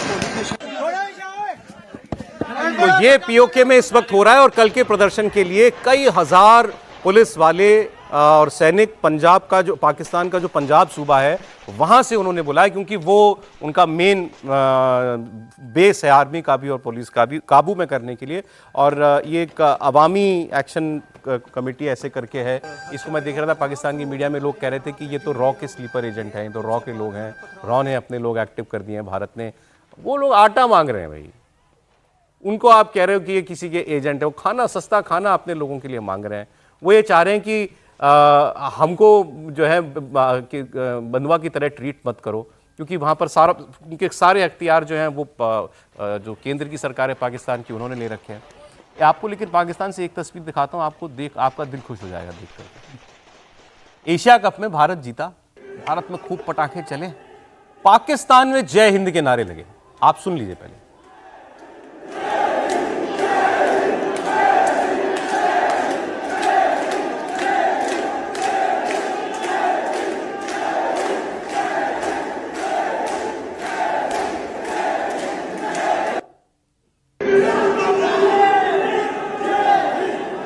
ये नारे लग रहे हैं पाकिस्तान के कॉलेज में, और नारे लगाने वाले हैं अफगान स्टूडेंट्स, अफगानिस्तान के स्टूडेंट्स जो पाकिस्तान में पढ़ रहे हैं। भारत की जीत पर जय हिंद के जयकारे लगा रहे हैं। और ऐसी बहुत सारी तस्वीरें आई हैं। अफगानिस्तान में तो जगह जगह बड़ी स्क्रीन लगा करके मैच दिखाया गया और लोग खुशी में झूम उठे जैसे ही विजयी चौका रिंकू सिंह ने लगाया था। बिहार के चुनाव को लेकर आज एक बहुत बड़ा दिन है।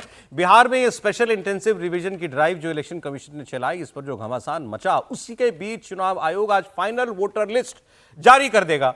बिहार में कितने वोटरों के नाम कटेंगे, कितने नए नाम जुड़ेंगे, ये सारी तस्वीर आपसे थोड़ी देर के बाद साफ हो जाएगी। जो अभी तक जानकारियां आ रही हैं उसके मुताबिक लिस्ट में 7 करोड़ 30 लाख वोटर्स हो सकते हैं, क्योंकि 14 लाख नए वोटर्स के नाम इसमें शामिल कर लिए गए हैं।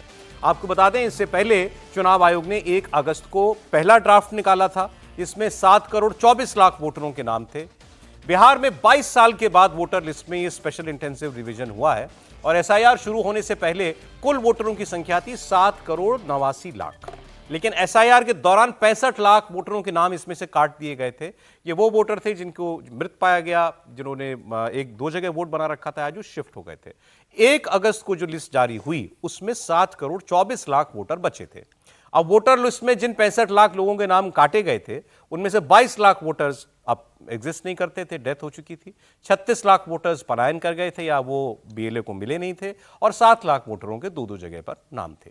इसी को लेकर बिहार में सारा हंगामा शुरू हुआ, इतना कि सुप्रीम कोर्ट पहुंचा। सुप्रीम कोर्ट ने लंबी चौड़ी सुनवाई भी की, एसआईआर पर रोक नहीं लगाई, लेकिन इलेक्शन कमीशन से कहा कि आधार कार्ड को मान्य दस्तावेज मानिए और आप इसको एक्सेप्ट कीजिए।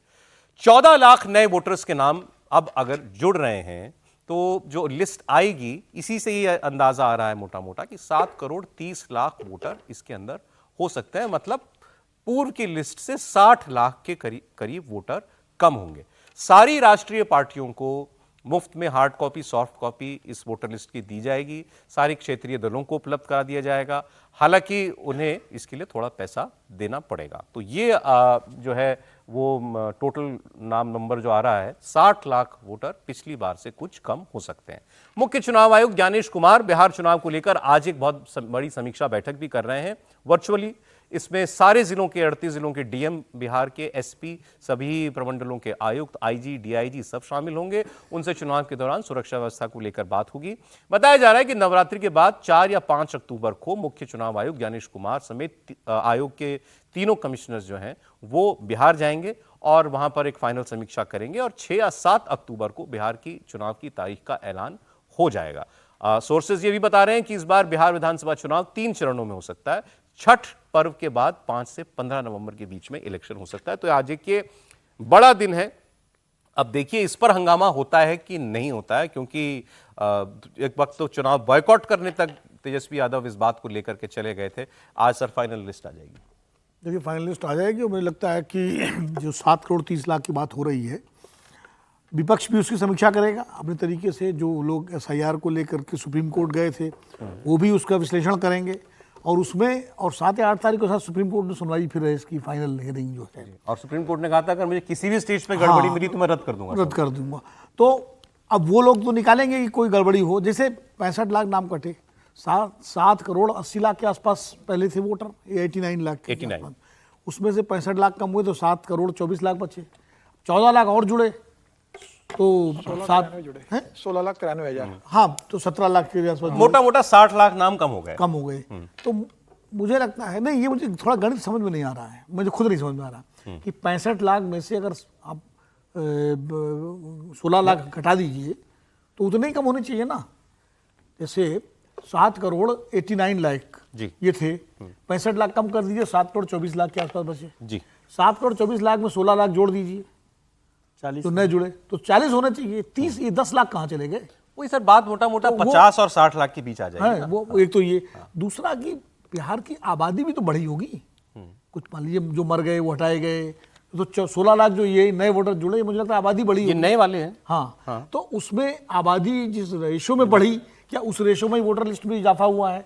ये सब चीजें विश्लेषण का विषय होंगी जब सूची आ जाएगी फाइनल, और उसके बाद उसकी तस्वीर क्या होगी, विपक्ष कैसे रिएक्ट करता है। देखिए ना, 2,17,000 नाम कटने के आवेदन आए, 16,93,000 जुड़ने के आवेदन आए। अब इसमें से कितने एक्सेप्ट हुए ये भी बात है ना, होंगे कितने फाइनली, तो आवेदन थे। अब इसमें 16,56,000 लोगों ने फॉर्म 6 भरा कि हमारा नाम जोड़ दीजिए। दावे और आपत्ति वाले फॉर्म में 36,475 ने नाम जोड़ने के लिए कहा और 2,17,000 नाम हटाने के लिए कहा। तो ये मतलब गणित आप अब ये सवाल ये है, एक चीज और मैं इन्फॉर्मेशन दे दूं, ऐसा नहीं है कि अभी भी आप इसमें सुधार नहीं करा सकते, या किसी का नाम नहीं है तो वो जुड़वा नहीं सकता। नॉमिनेशन वापस लेने की जो तारीख होगी तब तक आप जुड़वा सकते, उससे 10 दिन पहले वो डेडलाइन है, तब तक आप अपना नाम जुड़वा सकते हैं। अभी भी लिस्ट में अगर आपका नाम नहीं आया तो एक अपॉर्चुनिटी अभी भी बची हुई है। तो अब देखिए कि इस पर विवाद होता है या आप यहां से लोग अब चुनाव की बात करेंगे, SIR की बात नहीं होगी। त्रिपाठी जी नहीं, देखिए विवाद तो किसी भी विषय पर हो सकता है, और मुझे लगता है कुछ गड़बड़ हो तो उस पर विवाद करना भी चाहिए, इसमें भी कोई दिक्कत नहीं। कितना भी फुल प्रूफ प्रोसेस हो उसमें कुछ गड़बड़ियां नहीं निकल सकती हैं, ये कहना तो बड़ी मतलब कोई ऐसा सिस्टम तो अभी तक हमने नहीं देखा है। लेकिन एक प्रक्रिया जो एक राज्य में बहुत चेक्स एंड बैलेंसेस के बात हुई है, पहले ऐसा नहीं होता था। पहले चुनाव आयोग करता था, उस पर न तो इस तरह से हल्ला होता था, ना हंगामा होता था। बाद में लोग कहते थे देखो ये एक घर में 100 नाम निकला है, एक घर में 500 नाम, तो लोग कहते थे अच्छा निकला है, वोट कितने दिए, तो लोग भूल जाते।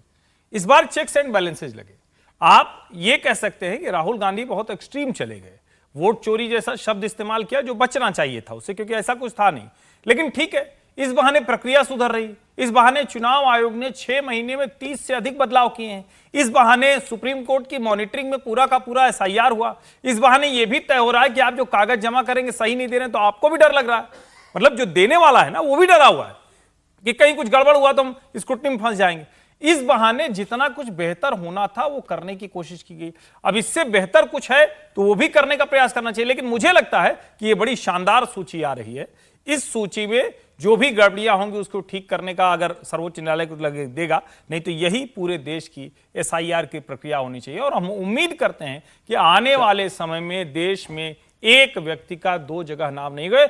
ओनस आप वोटर पर मत डालिए, ये चुनाव आयोग को अपने तरफ आपने लेकिन राहुल गांधी का नाम ले दिया।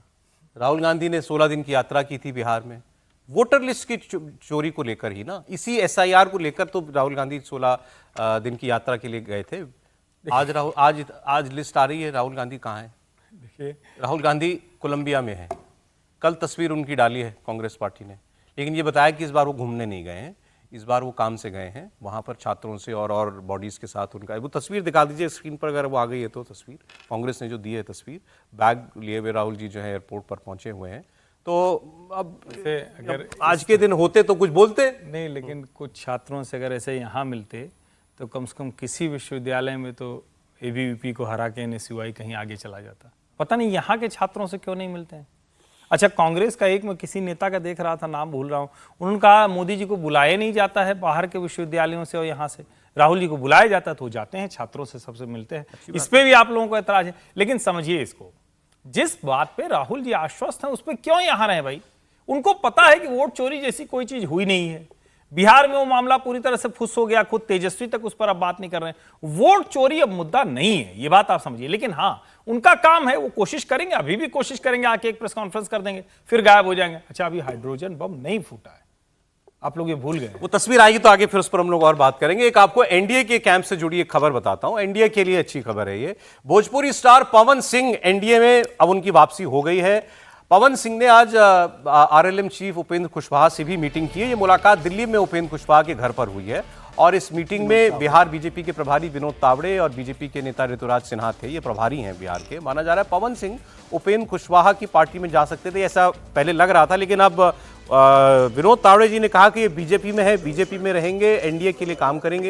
एक्चुअली विवाद क्या है इस वक्त? तो ये कहा जा रहा है कि ये आरा विधानसभा सीट से चुनाव भी लड़ सकते हैं।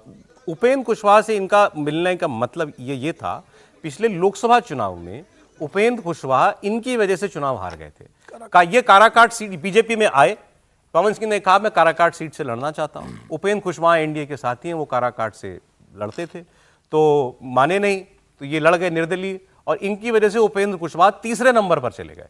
एक्चुअली बीजेपी ने इनको एक सीट दी थी पवन सिंह को कि आप पश्चिम बंगाल से लड़ लीजिए, लेकिन उन्होंने मना कर दिया था। इन्होंने कहा मैं लड़ूंगा तो यहीं से। इंडिपेंडेंट लड़ गए और उपेंद्र खुद तो नहीं जीते लेकिन इनको हरवा दिया।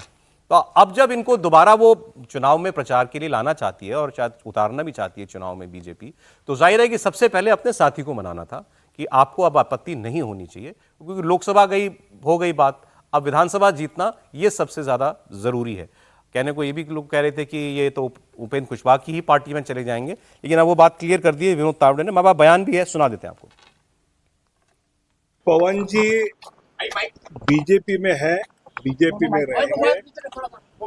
आदरणीय उपेंद्र कुशवाहा जी ने उनको शुभकामनाएं, आशीर्वाद दिया है और आने वाले चुनाव में एनडीए के लिए पवन जी सक्रियता से काम करेंगे बीजेपी के कार्यकर्ता के नाते। सर मुझे समीर जी इसमें एक बात जो मैं समझना चाहता हूं, क्यों इतने इंपॉर्टेंट हैं पवन सिंह? जिस आदमी ने आपके साथ आपका उम्मीदवार एक सीट इनकी वजह से हारी ना एनडीए पिछले लोकसभा इलेक्शन में, वो व्यक्ति इतना मजबूरी है कि उसको लाना पड़ रहा है और साथी को मनाना भी पड़ रहा है। देखिए, अब जो लोकसभा में हुआ, चुनाव हरवा दिया उसने, बड़े स्टार रहे, उनकी लोकप्रियता बहुत है, निर्दलीय लड़के अगर उपेंद्र कुशवाहा को चुनाव हरवा देते हैं और अब विधानसभा चुनाव में तो एक एक सीट का महत्व होता है। और बिहार में जिस तरीके समीकरण बन रहे हैं उसमें इनको लेकर आना जरूरी था। पार्टी को लगा होगा कि इनके आने से पार्टी को लाभ होगा। उपेंद्र कुशवाहा को समझाया होगा कि भाई ठीक है, उस समय लोकसभा चुनाव लड़े, हार गए, हमने आपको राज्यसभा भेजा, ऐसा भी नहीं कि हमने आपका साथ नहीं दिया, अब आप राज्यसभा में हो, आप पार्टी के गठबंधन में हो। उनके आने से अगर एनडीए को मजबूती मिलती है, उनके आने से एनडीए को कुछ सीटों पर उसका बेनिफिट मिलता है, वो बड़े स्टार है, प्रचार करेंगे तो बिहार के अंदर उसका बेनिफिट होगा। तो पार्टी ये कोई मौका छोड़ना नहीं चाहती थी। उपेंद्र कुशवाहा को समझाया होगा, उनके घर ले जाकर जिस तरीके से विनोद तावड़े ने बात करवाई है, तो मुझे लगा उनको ठंडा किया हो गया। लेकिन पार्टी की दूसरी समस्या भी है। आरके सिंह साहब जो हैं, जो पहले भारतीय जनता पार्टी के केंद्रीय मंत्री रहे, सांसद रहे, वो चुनाव हार गए, वो नाराज चल रहे हैं, पार्टी के खिलाफ बयान दे रहे हैं। वो कह रहे हैं कि भाई मैं अपनी पार्टी बना सकता हूं। तो अब पार्टी से तमाम नाराज नेताओं के बीच में अगर किसी दूसरे नेता को अगर पार्टी लेकर आती है तो विधानसभा चुनाव में इसको फायदा निश्चित रूप से मिलेगा मुझे लगता है। और पार्टी का चुनाव को देखते हुए दृष्टिकोण से ठीक है। वो पहले पार्टी में थे, ठीक है, आपने इनके साथ सीट नहीं दी। तो राहुल जी की तस्वीर आ गई तो जरूर दिखा दीजिएगा, हर्षवर्धन जी इंतजार कर रहे हैं उसका। तो ये आई है तस्वीर, देखिए ये राहुल गांधी जी की तस्वीर है, कोलंबिया से तस्वीर आई है। ये वहां, अच्छा मुझे लगा शायद वो भी वहां पहुंच गए हैं। सैम पित्रोदा हाँ, वो तो साथ ही में है, वो तो ओवरसीज कांग्रेस का वो है ना अध्यक्ष, वही तो सारा ऑर्गेनाइज मतलब करते हैं। सैम जी साथ में है तो फिर तो ये है ना, ये नहीं ये नहीं, पीछे ये पीछे जो वहाँ फ्लीटिंग सी एक झलक दिखाई देती है उनकी। हाँ, अभी क्या विवाद किया था इन्होंने कि हाँ I feel at home in Pakistan मुझे अच्छा लगता है, पाकिस्तान में घर जैसा लगता लगता है। ये बयान दिया था इन्होंने। तो पता नहीं सुप्रिया जी ने इनको भी कुछ बोला कि नहीं बोला फोन करके। एनीवे, मतलब चुनाव, अब बात ये हो रही थी कि राहुल गांधी की विदेश यात्रा की टाइमिंग पर सवाल कई बार हो जाता है कि देश में जो माहौल हो उस वक्त राहुल जी मौके पर नहीं होते। अब जैसे इससे पहले वाइस प्रेसिडेंट इलेक्शन से सुबह मतदान है, आप रात को पहुंचे थे और वो आपकी पर्सनल ट्रिप थी, उसका कोई ब्यौरा नहीं आया था। तस्वीरें आई थी कि आप मलेशिया में कहीं थे, तस्वीरें वो देखने को मिली थी। तो ये उनकी कमिटमेंट पर सवाल उठते हैं सर। यही सबसे महत्वपूर्ण है कि कमिटमेंट को लेकर, टाइमिंग को लेकर, और इसलिए भारतीय जनता पार्टी उनको बार बार वो एक पार्ट टाइम पॉलिटिकल लीडर या पॉलिटिकल टूरिस्ट के तौर पर वो कहती रहती है। भारतीय जनता पार्टी कुछ कहती रही, लेकिन कांग्रेस के लिए थोड़ा सा दुविधा की बात होती है कि जब भी सबसे क्राइसिस का वक्त हो या जब से इम्पोर्टेंट वक्त हो, जैसे इस समय क्या हो रहा है, बिहार का इलेक्शन हो रहा है, पश्चिम बंगाल का होना, असम का होना है, केरल का होना, तमिलनाडु, और ये सारी स्टेट्स कांग्रेस के लिए इंपॉर्टेंट है। ये सारी स्टेट्स जहाँ पर उनको अपनी जगह बनाने की संभावनाएं हैं। असम में तो आप गौरव गोगोई को भेजे हुए, लगता है कि भाई वहाँ पर कुछ कोशिश कर लेंगे तो सरकार बना। बिहार में 5 दिन में इलेक्शन, बिहार में 5 बिहार दिन में तो इलेक्शन आसाम तो होने फिर वाले भी हैं। बिहार तो अभी है। तो इसलिए ज़्यादा ज़रूरी होता है। लेकिन राहुल जी को लगाओ कि भाई वोट अधिकार यात्रा कर ही ली है, उसका नतीजा आज आ ही जाएगा। काम तो पूरा करके गए ना अपना, तो इसलिए वहाँ पर गए होंगे। अब ये तो पार्टी को तय करना होता है, लेकिन क्या होता है कि लीडर, मुझे ये नहीं समझ, अब जैसे सीट्स का जो होगा कोऑर्डिनेशन या जो भी बंटवारा होगा वो कौन देख रहा है कांग्रेस में? यदि राहुल जी नहीं देख रहे या राहुल जी वहीं से आदेश कर रहे हैं कि भाई ठीक है इसको ऐसा कर लीजिए, नहीं सर, तो वो ऐसे नहीं, इतनी निटी-ग्रिटी में जाते हैं राहुल गांधी, मुझे नहीं मालूम। नहीं बड़े तो, अरे ये बड़ा मामला होता है निटी-ग्रिटी मतलब पूछ रहा हूँ सर, आप जाते, आपको लगता है वो इतनी डिटेल में जाते होंगे, भाई ये सीट हमारी है? मैं इसको कंपैरेटिव नहीं कर रहा, लेकिन फिर बात आएगी कि अमित शाह जी को देखिए। अमित शाह जी का मैं रिकॉर्ड देख रहा था, आज सुबह ही मैं कुछ काम कर रहा था उस पर, कि वो विदेश में कहीं नहीं गए। वो जब से मंत्री बने हैं याद ही नहीं कब गया आखिरी बार वो आदमी। तो संगठन और पार्टी के लिए, सरकार के लिए काम कर रहे हैं। तो वो उस तरह से आप उसको कंपेयर करके देखें कि कैसी लड़ाई है। बीजेपी चुनाव बहुत महत्वपूर्ण है। अरे ये बिहार में बीजेपी के बहुत, मतलब बीजेपी और नीतीश कुमार के लिए तो बहुत गहरी चिंता का चुनाव है। कांग्रेस के लिए सबसे इम्पोर्टेंट मैं कह रहा हूँ बहुत अच्छा मौका है, इनके लिए बड़ा अच्छा मौका है। पर बीजेपी ने भी रिएक्ट किया है। सुधांशु त्रिवेदी ने क्या कहा राहुल गांधी की विदेश यात्रा पर? जी पुनः विदेश चले गए हैं, आदतन फितरतन, तो इसके बाद किन्हीं भी संदिग्ध लोगों से उनकी मुलाकात की खबरें आ सकती हैं। आप सब लोग तैयार रहिएगा, और फिर कोई भारत विरोधी बयान कहीं ना कहीं से, इधर से उधर से, सीधे वाले दरवाजे से या पिछले वाले दरवाजे से, खिड़की से या रोशनदान से जरूर आता हुआ दिखाई पड़ेगा। अब वो अलग पिच पर लेगा इसको, लेकिन देखिए भारतीय जनता पार्टी तो आलोचना करना भाई उसका काम है। दोनों एक दूसरे की विरोधी पार्टियां हैं, कांग्रेस और बीजेपी। लेकिन मुझे लगता है कि कई बार हम लोग बहुत ज़्यादा ज्यादती करते हैं राहुल गांधी के साथ। अब राहुल गांधी अपना काम निपटा के 3 दिन 4 दिन के लिए गए हुए हैं। 4 दिन में क्या बिहार के चुनाव हो जाएंगे क्या? या पार्टी में अकेले राहुल गांधी हैं? ठीक है, सारी चीज़ें बनेंगी, समझेंगी। कृष्णा इंचार्ज है, कृष्णा वल्लारू, क्या नाम है उनका, अल्लावरू, राजेश राम हैं, खड़गे साहब अध्यक्ष हैं, पूरी कृष्णा वेणुगोपाल है, पूरी पार्टी का स्ट्रक्चर है। वो अपना काम करेंगे, उसके बाद लौट के आएंगे। अभी तो लिस्ट फाइनल होने वाली है ही नहीं, चुनाव 6-7 तारीख को डिक्लेयर होंगे, उसके बाद कमेटियां बैठेंगी, सब सारी चीज़ें होंगी।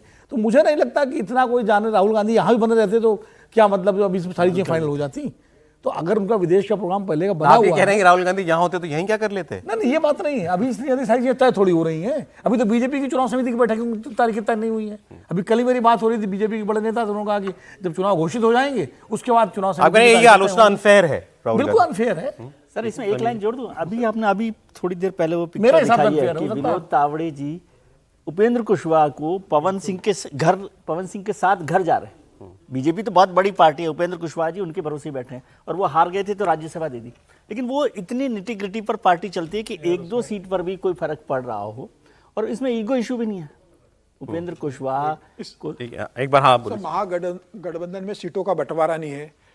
मुकेश सहनी रहेंगे नहीं रहेंगे अभी आपको तय नहीं है। आपको कितने सीटों पर लड़ना है, क्या करना है, सीमांचल में आपकी रणनीति क्या होगी, तेजस्वी यादव से आपको क्या बात करना है, प्रचार अभियान कौन करेगा, घोषणा पत्र में क्या मुद्दे आएंगे, नीतीश कुमार के खिलाफ आपके खिलाफ क्या आपको योजना बनानी है, 10,000 रुपये नीतीश कुमार ने जो घोषणा करी उसके खिलाफ आपके पास क्या काउंटर है।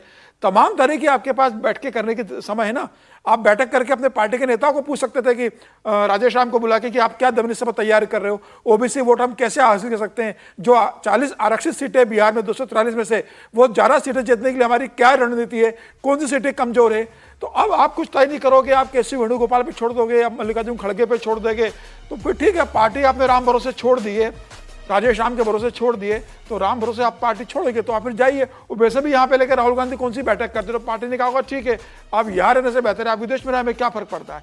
इस तरीके से व्यवहार राहुल गांधी का करना कि भाई आप बैठक तो कर सकते हो ना, पार्टी के अंदर तो तय कर सकते हो। चुनाव जब घोषित होंगे आप रैली शुरू कर देते, प्रधानमंत्री मोदी रैली कर रहे हैं, अमित शाह बैठक ले रहे हैं, आप रैली करने चले जाते बिहार के अंदर।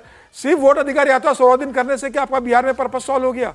तो मुझे लगता है कि तो ये बताता है कि राहुल गांधी राजनीति को लेकर कितने गंभीर है, वो किस तरीके से। और आपको देखना चाहिए कि अमित शाह कैसी राजनीति करते हैं, नरेंद्र मोदी 24 घंटे 7 दिन राजनीति करते हैं, नड्डा जी कैसे राजनीति कर रहे हैं, नीतीश कुमार किस तरीके से जमीन स्तर पर काम कर रहे हैं। तो ये आपके राजनीति के प्रति कितनी गंभीरता ये बता रहा है। एक साल से अध्यक्ष नहीं तय हो पा रहा है पार्टी का, बात भी सही। उसके बाद भी चुनाव जीतते हैं, अध्यक्ष नहीं तय हो पा रहा है, ये भी बहुत बड़ी। ठीक है, 1 साल बाद आपने हरियाणा का अध्यक्ष बना दिया, ये बहुत बड़ी बात है। पार्टी तो निकम्मी है, लेकिन आप लेकिन जो सक्रिय पार्टी है वो अध्यक्ष नहीं तय कर पा रही है। वो तो निकम्मी पार्टी है, वो तो घोषित है। हाँ नहीं आप, लेकिन भाई ये तय कर लें पहले आप लोग आपस में, राहुल गांधी जी की विदेश यात्रा पर बात करें या ना करें? नहीं करनी चाहिए। नहीं करेंगे बात तो फिर आप ये कहेंगे कि आप उनको सीरियसली नहीं लेते और इग्नोर कर रहा मीडिया उनको। ये भी तो बात तो करनी चाहिए, अपनी राय अलग अलग हो सकती है। राहुल जी बड़े मन के व्यक्ति हैं, उन्होंने पार्टी को फुली डेमोक्रेटिक कर दिया है, डिसेंट्रलाइज कर दिया है। अब क्या आप चाहते हैं कि वो भी नरेंद्र मोदी अमित शाह की तरह हर काम खुद ही करें, हर जगह जाएं, इतनी मेहनत करें? अरे भाई उन्होंने तय कर दिया, बाकी लोग करेंगे। और मुझे लगता है कि राहुल गांधी स्वयं में एक ऐसा फिनोमिना हो गए हैं जिस पर बात तो करनी ही पड़ेगी क्योंकि नेता प्रतिपक्ष हैं, लेकिन सचमुच ये कांग्रेस के लिए चिंता की बात है, कांग्रेस के लोगों के लिए चिंता की बात है, क्योंकि उन्हें बचाव भी करना पड़ेगा। राहुल गांधी बीच बीच में ऐसे काम करते रहेंगे और कांग्रेस की मुश्किल बढ़ाते रहेंगे। चलिए आज समय इतना ही, बहुत शुक्रिया हर्षवर्धन जी, विनोद जी, विजय जी, समीर जी, बहुत धन्यवाद। कल फिर मुलाकात होगी कहानी कुर्सी की में ठीक 1 बजे।